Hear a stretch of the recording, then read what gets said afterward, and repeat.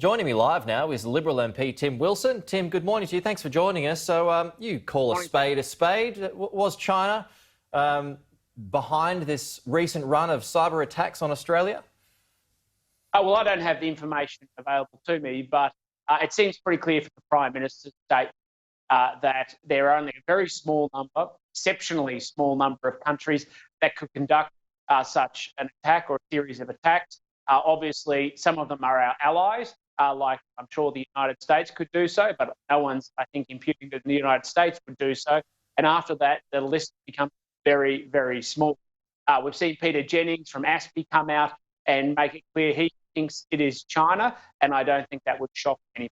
Do you think it could be part of this current trade stoush between us and China, or do you think perhaps that's a bridge too far? What's your view? I think if you look at the evidence, these issues around cyber attacks, cyber espionage have been building for a long period of time. It's not just China that's been engaged with these sorts of things in the past, and they continue to build year on year. And so I don't think you can tie it to individual events. I think you've got to tie it to a pattern of behaviour around where the online space is now just as much a legitimate pathway for some countries to engage in advancing what they think is in their national interest and destabilisation. Sorry? So I'm sorry to interrupt. Finish your point. That's right. Yeah, they're using online as well as offline. I mean, it's just a trend of behaviour. Well, Labor, has attacked the government over the weekend, suggesting that we've been asleep at the wheel, or the government has been asleep at the wheel when it comes to this. Has it? Well, it's just fantasy land rubbish. The reality is the government's been acutely aware and building the capacity of our intelligence agencies to address exactly these types of threats, as well as those that exist offline. And of course, there's often an intersection between the online and the offline. So, Labor can score these cheap political points if they want. They're not connected to reality and how seriously this government is taking cybersecurity. Just on to the rise in the number of coronavirus cases in Victoria or Victorian. Tim, has Victoria become complacent? Well, I think Victorians need to make sure they take responsibility for their own conduct and appropriately apply the existing restrictions and social distancing.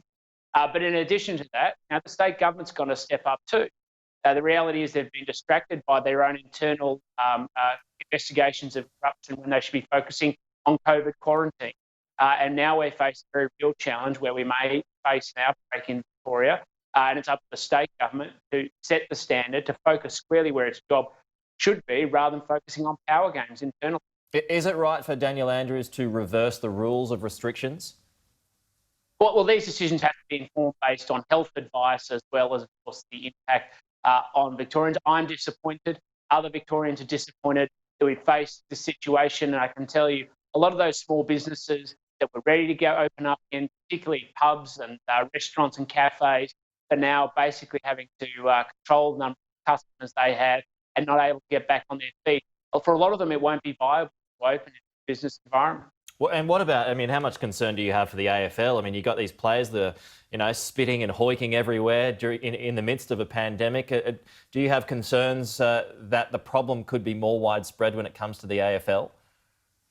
We could. I do, but we've got to make decisions based on evidence. We know that there's one player that's been tested positive, so we need to be cautious in the approach we take. But, in the end, Essendon was supposed to play my mighty Melbourne Demons on Sunday, so, in the end, health has to override the playing game. Okay, just finally onto super. It's a bit of an old argument that's been re-energised today, Tim. There's some suggestions that the scheduled super increase should be delayed because of the current climate and the environment. What's your view on this? Should it be delayed? Well, I just go off the secret research we revealed through the Economic Committee for Industry Super Australia. Their own internal research says that if you increase the super guarantee, it'll cost jobs and wages. We're currently facing an unemployment environment that is extremely high, much more than most of us would be anywhere near wishing.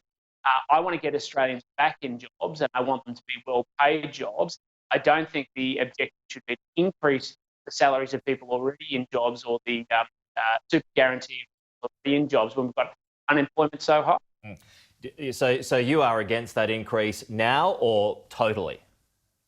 Well, as we've seen from the secret industry Super Australia research, if we go down this path at this time, it will increase unemployment, stop the number of people being employed. And so I made it quite clear a choice between increasing the super guarantee now or getting Australians back to work. I'll back Australians back to work.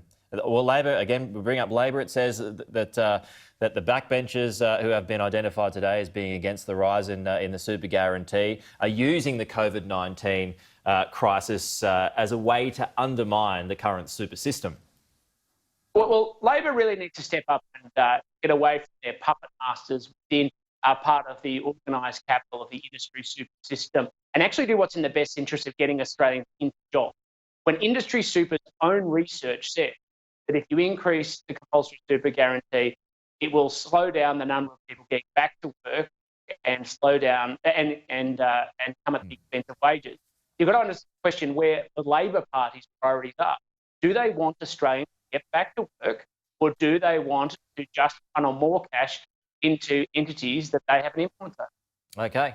Liberal MP Tim Wilson, always good to get your thoughts. Thanks so much for joining us. We'll chat to you again soon. Thanks, Peter.